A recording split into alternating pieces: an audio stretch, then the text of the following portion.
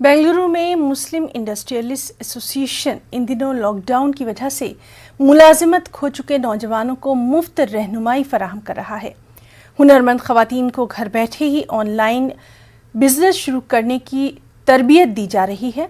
मुस्लिम industrialist association के नुमाइंदों का कहना है कि लॉकडाउन और कोरोना की वजह से पैदा हुए हालात से नौजवान हरगिज ना घबराएं। माशी तरक्की का नया दौर शुरू हो चुका है।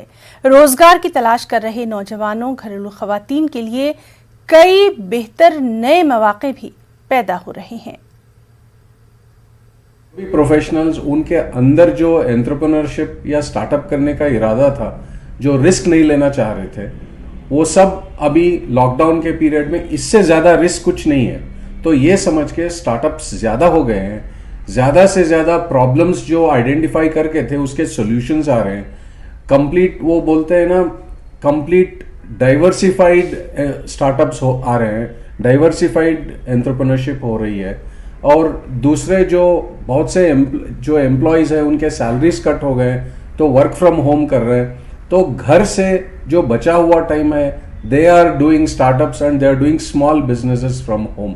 इस पैंडमिक को हम मद्देनजर रखते हुए हमने ये भी थोड़े बहुत कोर्सेज लॉन्च किए हुए हैं। उसमें सिर्फ हम विमेन के लिए कंसंट्रेट किए हैं।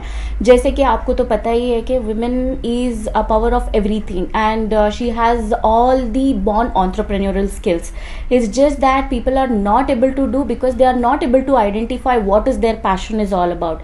So we have helped almost like 300 plus women to identify their passion in a different domain like cooking, okay, knitting, stitching, tailoring, all of this. There are so many other domains which they have identified, and after identifying the passion they have developed this as a business module and they have been doing it.